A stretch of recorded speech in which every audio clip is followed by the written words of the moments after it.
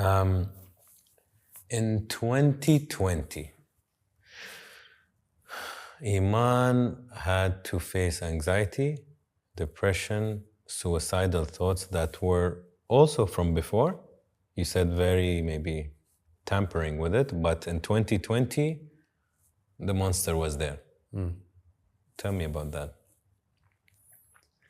Yeah, listen, it was an interesting period of my life because I think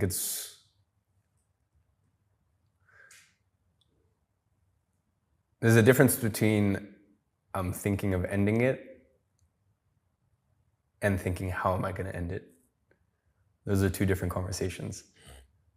And once you start properly planning how you're going to do it and how to do it in a way that makes it seem like it's an accident, so there's no collateral damage when you leave, you're in a much scarier place in life. I'd say for anyone who is going through that, there's a couple things. I got through it relatively quickly. I was going through some health stuff at the time. And sometimes in life, sometimes you're very fragile. And when you're fragile, the demons try to come in. And there's a lot of things that when you're strong, you can absorb and you can fight those things away. When you're fragile, you need to go back to the base and you need to strip away everything. And what that looked like for me was no caffeine, no alcohol, no caffeine, even my food. I went down, I stripped away all food and I did an elimination diet.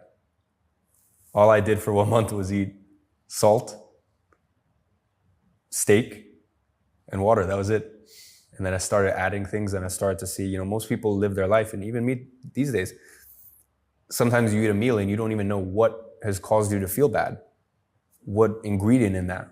You might feel all of a sudden, you might get hot flush, you might get irritated, you might feel a little anxious, whatever it may be.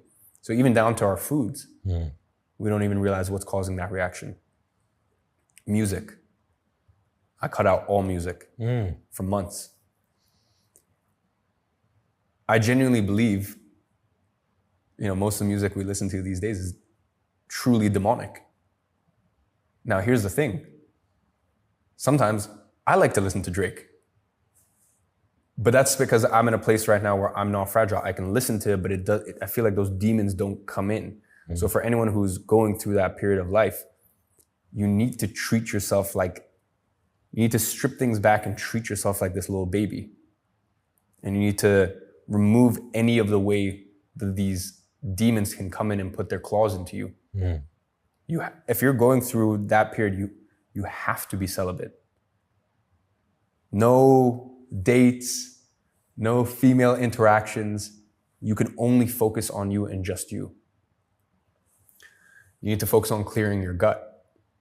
I know that I'm a little on the harsher side when it comes to depression and suicidal thoughts and this and that.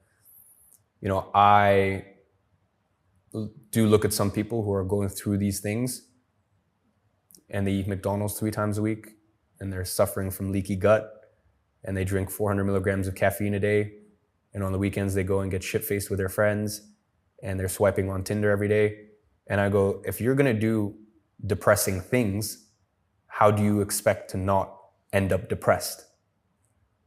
So for me, if you can strip away all of that and you're still facing that, then I think there's merit to it. I stripped away all of that. It took a couple months.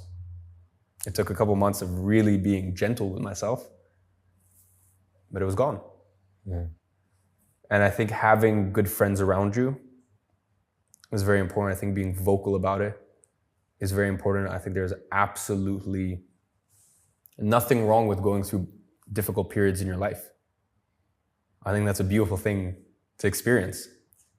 I don't think it's beautiful to stay in that place for 3 or 4 years and not take radical action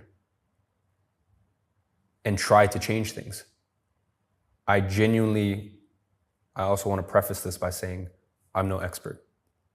I can only just speak to my worldview, what I experienced, and my personal opinion. I'm sure you can get much better scholars on about the topic. This is just my personal opinion that for most people, if they stopped watching porn, if they stopped going on mindless dates, if they cut out any music with lyrics, if they cut out caffeine and alcohol and also did some sort of stripped back diet, for me, it was more towards the carnivore route. It could be a vegan route. I don't care. The point is you need to understand what was the thing that you just ate that made you feel that way. Because bloating isn't normal. But most people don't realize that. They go through their life and think that, I eat food and I get bloated. That's your body literally telling you, I don't agree with this. So for me, if you can go through all that stuff, it is my personal viewpoint that 90% of people will be cleared of their depression or their anxiety. Now for the 10%, it goes a lot deeper. There's some people that have truly gone through things.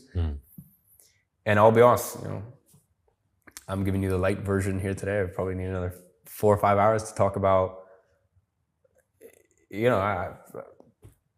I don't blame my mom because it's how you raised in Russia. But, my mom used to, hit me all the time, beat the shit out of me.